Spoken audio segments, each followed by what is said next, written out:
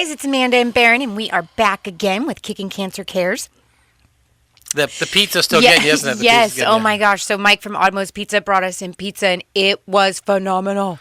But let me It's Oddmo's, and it's good. Oh, it is so good. Okay, so our sponsor for this second half is Marianne McNally. She is a residential real estate specialist with Next Home Realty Connection. So if you're looking to buy a home, sell a home, or just not even really sure where to start, and you want to get your ducks in a row to make sure the process goes really smooth, she is your go-to girl, and she can be reached at 503-409-4389. We had the pleasure during the first half of the show. We're about halfway through the show, and we get a caller that called in. Yes. And Derrick, you're still with us, right? I am here. Right. Thank you for having me. So for the listeners that are just tuning in, Derrick, once again, who are you and where are you at? Where are you calling us from? I'm calling you from the Night Cancer Research Building. We are on the OHSU South Waterfront campus in Portland, Oregon. My name is Derrick Zebroski. I am part of the Night Cancer Institute's Community Outreach and Engagement team, and I coordinate a mobile outreach project where I travel the state and attend health fairs and community-based events and talk to people about cancer prevention and screening.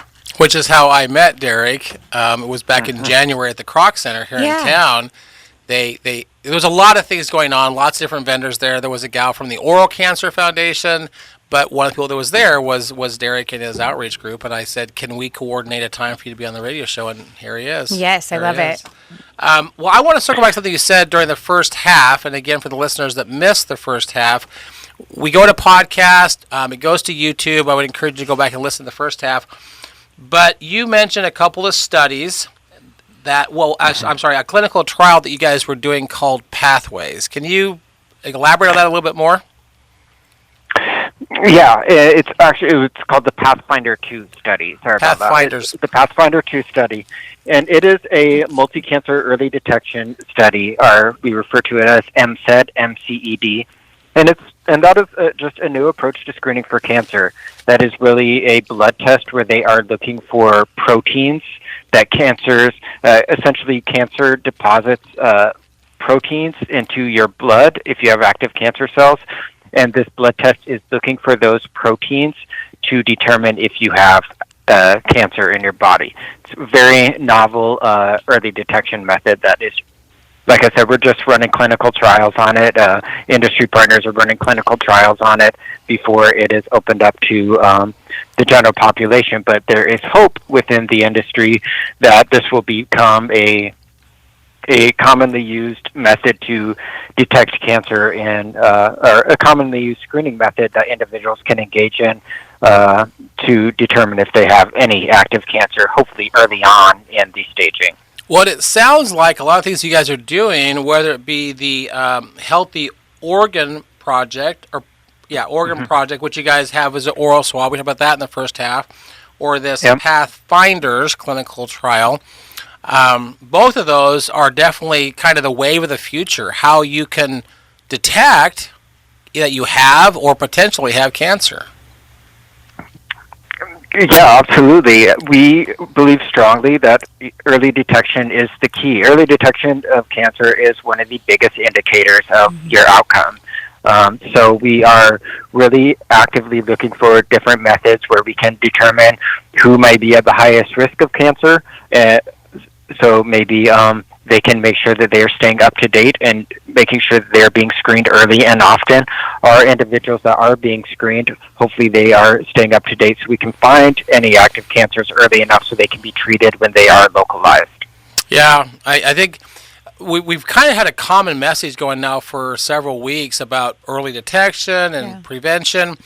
Last week I had found this statistic from the American Cancer Society that the number one killer in men under the age of 50 was going to be colon cancer. And the number two for women, because breast was still number one, but the number two for women and the number one for men under the age of 50 was going to be colon cancer. And there's so much you can do on the prevention side. As the community outreach person, Derrick, what message are you bringing the community when it comes to prevention? We definitely recommend eating a healthy whole food diet. and exercising regularly, but also just really listening to your body, taking note of any changes in the way you're feeling, or specific to colorectal cancer, bowel movements, any changes there or anything like that that might be an indication that something is wrong. But really taking care of yourself by eating healthy whole foods and exercising and making sure that you are staying up to date with all the cancer screening guidelines are the three key tenets that we like to impress upon individuals. Amanda, how many guests have we had on that have said that they knew their body well enough that they had a problem? Remember almost all of them. Like when Beth called in, that 31-year-old, she knew that scar on her breast was not right. Mm-hmm. And what Derrick's saying is that listen to your body. Your body's talking to you. Yeah, it's screaming at you. So listen, go to the doctors. Yeah, that's so great that you brought that up, Derrick. I do want to circle back to something you said in the first half, which is just amazing to me. I was having to do the math. For those listeners that don't recognize the name, the Knight Cancer Institute is Phil Knight. Mm-hmm. And if you don't know that name, you might know the name Nike. Yes. So Phil Knight started Nike, and one of the great things about some of the philanthropists we have in this nation is that when they make significant amounts of money, they use it for good things. Yeah. Right? Mm-hmm. So and again, correct me if I'm wrong here, Derrick, he reached out to you guys and said that he would make a $500 million donation if you guys would raise the funds to match that. Yeah, absolutely. And there's a wonderful YouTube video, if you look up the Night Cancer Challenge, that shows a recap of this taking place. But it was actually announced at a gala, like a fancy black tie event where Mr. Knight was the keynote speaker, and he announced the challenge before our director, Dr. Brian Drucker, or anybody had been informed of it. It was kind of a surprise that he announced on the spot that he and his wife Penny would donate $500 million if we could match that donation within, I think, 3 years. And we were able to match it within 2 years with a big philanthropic push. Yeah. That's awesome. Which is $1 billion to get your organization really doing what you're doing. How powerful. Yeah. I mean, the reality is that if we're going to make change, it does cost money to make these things happen. And $1 billion will help you make some changes happen. The other thing you said, Derrick, that I thought was really powerful, as my organization was forming and our board of directors is trying to clarify some of our verbiage, our vision is to see a significant reduction in new cases of cancer. But yours is a little bolder than that. You guys want to eliminate cancer. End cancer as we know it. Yes. Our mission is to end cancer as we know it. So, yes, it is bold, but we are doing everything we can and, putting every dollar of those donations and every resource we have towards meeting that mission. Well, I made a statement sometime back that my grandson and I are exactly 50 years apart. And one of my dreams is that when he's 50, I will be dead by then, but when he's 50, I would love for him to look at his friends, and at that point, cancer is kind of like polio now. Like no one really gets polio very often. And cancer, there are always genetic mutations. There's things that happen that you can't control. But when we get to the point that there's like 1,000 cases a year, and he goes, you know what my grandpa started so that we can eliminate cancer. Yeah. Right? So I'm really thrilled with the mission that you guys have and what you're doing, Derrick. You want to elaborate a little bit more on the Knight Cancer Institute's mission? Yeah, I mean, we work towards that mission in a number of ways. As I mentioned previously, we treat roughly 6,000 patients every year and have over 1,000 research projects going on, including 400 clinical trials. And, and those trials are everything from treatment trials for individuals that are experiencing cancer, and we're trying to find different ways where we can address that cancer and keep them healthy while they are going through the treatment, to studies, as we mentioned, like the Pathfinder study, where we can detect it as early as possible so that individuals have to undergo less treatment or less invasive treatment. So, that's really what our mission is, and the goal of my team, my community outreach team. Let me go back on that a little bit. As part of that, after we received or met the mark on the $500 million challenge from Phil Knight, we were designated a comprehensive cancer center by the National Cancer Institute, which is the NCI's, the National Cancer Institute's top designation. The Knight Cancer Institute is the only comprehensive cancer center between Seattle, Washington, and Sacramento, California. And our catchment area, as we refer to it, is the entire state of Oregon, so all 96,000 miles of Oregon. Wow. So, yeah, exactly. So we're really, it is our mission to serve the entire state. And if people are experiencing cancer that is a kind of a specialty cancer, our goal is to be the resource for those individuals where they can come here and get the specialty treatment that they need. Yeah. Well, one of the things I want to make happen, Derrick, is I'm going to get a hold of our website people. I would love to. We have a spot on our website that says resources. Mm-hmm. I would like to create a link from our website to your website. Yes, absolutely. Because if somebody finds Kickin'Cancer and they don't realize that you exist, that they can go from our website to your website, and now they actually have a resource in their hands. A network of resources. Yeah. And your network is even bigger than ours, but if we can connect our networks, that'd be huge. Yeah, exactly. And we are, that's really what a lot of my specific job is as a community outreach individual. I travel all over the state, and I want to talk to people and just create another touch point to get people thinking about cancer or cancer screenings, so they, maybe go home and are like, I really should get that. I really should schedule that colonoscopy, or I really should go get into my dermatologist to look at this spot that's on my arm or anything like that. We just want to create another touch point and provide resources. We are a statewide entity, and I feel that it is important for us to share the resources and the expertise we have with individuals throughout all of Oregon. There's a statement that was made at the end of World War II that I think applies really well to what you just said, Derrick. I'm a history buff, so I think this is really interesting. But as World War II came to an end, Europe as a whole was pretty devastated. We had bombed the crud out of Germany and France and England, and President Truman was then the President of the United States, and he was in charge of what became known as the Truman Project. But basically, they were trying to rebuild Europe. And he said, it's amazing what you can accomplish when you don't care who gets the credit. Yeah. Mm-hmm. And if we can start connecting all of these organizations, I don't really even care if Kickin'Cancer gets any credit for it, but if we can connect them all so that cancer goes away, it's amazing what can be accomplished when you don't care who gets the credit. Amen. So. Yeah, I agree completely. I think that's really important. I kind of subscribe to the same philosophy, and I know that one-time UCLA coach John Wooden, the winningest NCAA basketball coach of all time, that statement that you just said was one of the keys of his, his pyramid of success. Yeah. And I think it's important. I grew up in a little background. I grew up in a super rural environment. I'm from South Dakota and grew up in a very, very small town, and honestly had no idea that what an institute such as OHSU, Oregon Health Science University, or the Knight Cancer Institute, I had no idea what institutes of this size had to offer until I actually had an opportunity to do an internship in OHSU Center for Diversity and Inclusion.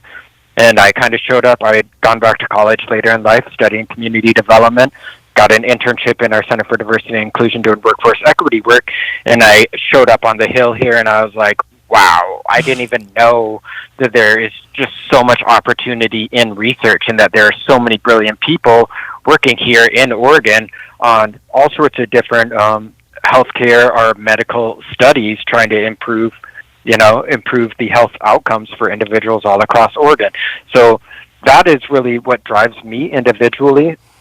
is I think it's just really important to travel the state, I go to tons of small towns. I was just in Reedsport yesterday out on the southern coast, and I just like to talk with individuals and share with them the opportunities and the benefits that a place like OHSU and the Knight Cancer Institute offers.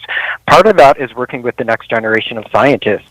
One aspect of my job is that I coordinate what is called the Ted R. Lilly Cure Program, which is a high school internship program where every year we bring 8 to 10 high school students to OHSU, and we essentially give them a full-time 40-hour-a-week job working in one of our research laboratories to just kind of, these are students that come from underserved backgrounds, and we bring them to OHSU and plug them into a lab and give them the opportunity to work in a research center while also having several different we do weekly seminars where they can hear from individuals that work in all sorts of disciplines across OHSU, or learning how to launch a career in the STEM fields, in science, in research, and in education. So we're trying to not only address the scientific needs or invest in that, but also trying to invest in the future researchers and scientists and physicians that will be key to moving this work forward in the next 50 to 100 years. That is amazing work that you guys are doing. So truly, it must be interesting for you as you do your community outreach, that the many touch points that you have throughout the state and the different communities you go into. How big's your team, Derrick? How many of there are like you? We have, I think, for that are doing direct community action, there are myself. I run the mobile project, and then we have 5 community cancer specialists that are in all different areas of the state: Willamette Valley, Columbia River Gorge, Eastern Oregon, South Coast. We also have 4 community research liaisons that are in areas like Klamath Falls, the South Coast, one in Astoria. Our overall community outreach team is up to 30 people, depending on how you classify it, because we have people from like the Oregon Rural-Based Practice Network that are part of our team, or the Oregon Clinical Translational Science Institute that are part of our team as well. And these are people that are, many of them may not be doing direct community engagement like I do, but a lot of what we do is we work with community organizations, so the nonprofits and community-based organizations that know their communities the best, that know the needs of their community members the best. We work with them to increase their capabilities and give them assistance, like technical assistance, how to write grants, or if a community-based organization is interested in improving HPV vaccination rates, because the HPV vaccine helps prevent 6 types of cancer later in life. We work with them on how can they do a project like that, or if we have done projects like that before, can we share those resources and maybe repurpose them to speak specifically to the community members in their organization, make sure that they're culturally competent and resonate within those community members. So a lot of the work that we are doing is working with the individuals that are acutely aware of what their community's needs are and trying to increase their capabilities and enhance the work that they are doing with the resources that we have here. Well, and I would say that, after we had a chance to visit back in January, that's, I went to our board of directors and said, hey, we got this possibility to work alongside, to some degree, the Knight Cancer Institute. Having you on this show, having a chance to share that message through our podcast, through our YouTube channel, is just a way for you to collaborate with the nonprofit out here in Salem. Mm-hmm. It's just great to have you here. Can I ask, do you have a why on what you do, and what is your favorite part about your job? Those are great questions. As I mentioned, I come from a super rural environment. I've lost both of my grandmothers to cancer, and it was extremely burdensome on my family to have to travel. When you live in a state like South Dakota, there's only 2 major metropolitan areas where they could go to get the treatment that they needed. So that really speaks to me relating to cancer. But honestly, I didn't leave college. I graduated from Portland State with a degree in community development, and my goal was really to do community-based work. And as I mentioned, I got my internship in our Center for Diversity and Inclusion and was just blown away by all the opportunity here at OHSU. And my goal was how can I share this with other individuals such as myself who are completely unfamiliar with this, but maybe if with the right opportunity could become our next great scientist, could become our next great researcher. Yeah. And when I was working in that Center for Diversity and Inclusion, one of my roles was working on the internship programs, the CURE program that I mentioned, and then another program we have called the Summer Equity Research Program, which is for undergraduates. And this is just, both of these are programs we are bringing underserved students to OHSU and plugging them in with researchers and people that are established in their careers and giving them an opportunity to be exposed to all of this, but also making connections with people that are established researchers that can help, and not only people that are well established in their career, but people like graduate assistants and other individuals that are just starting their career. So these high school students and undergrad students can meet with people that are just a few steps further in the process that they are, and that they have people that they can relate to that can kind of show them the path or tell them, here's what I did in college. I volunteered in this, or I did my pre-med here. I just think that experience is so valuable for individuals. Yeah. So really the why for me is just, I love to connect people with all of these opportunities. I think OHSU and the Knight Cancer Institute, we are just uniquely positioned within the state with the academic structure that we have, and the healthcare structure, and the intersection of those two things. And I just really love to connect individuals with all of that. So people through all of Oregon, we're a statewide institution, and I just think it's important for people in all of Oregon to have an opportunity to be aware of the work that we're doing. And when we are seeing breakthroughs, are having exciting new developments, I want to share that with individuals across Oregon, because as somebody who grew up in a no stoplight town, I feel like it's easy to feel overlooked in that, and I like to show up in those communities. One of the biggest compliments I get is when people, like I said, I was in Reedsport yesterday. We've done events in Dayton. I did an event in Little Mill City just in April. I'd love to show up in those small towns and have people come up to me and say, I can't believe that the Knight Cancer Institute is here. That's something that's really, really valuable to me. It probably gives that, wow, I matter. Then in turn, I should probably invest in my self-care and take advantage of these opportunities to take my health into my own hands. Well, and I would imagine that wherever you go in Oregon, there's only a handful of people in Oregon that don't know who Phil Knight is. Mm-hmm. But to go, here I sit in Mill City, which is not a very big town, going, wait a minute, the Knight Cancer Institute came all the way to Mill City? That's got to be really cool on your part to see that. To make that difference. Yeah, well, thank you so much for calling in, Derrick. Really, you've added so much to our message and our show. If someone wanted to get a hold of the Knight Cancer Institute, how would they get a hold of you guys? I think the best way is our website, www.ohsu.edu/Knight Cancer Institute. It's probably easiest just to Google the Knight Cancer Institute. If you wanted to reach out to me individually, I run our mobile outreach program, so it is just Knight Mobile Outreach at ohsu.edu. So that's KNIGHTMOBILEOUTREACH at ohsu.edu. And I'd be happy to have a discussion with anybody or see what I can do to connect them with the individual that might be able to best answer the questions that they might have.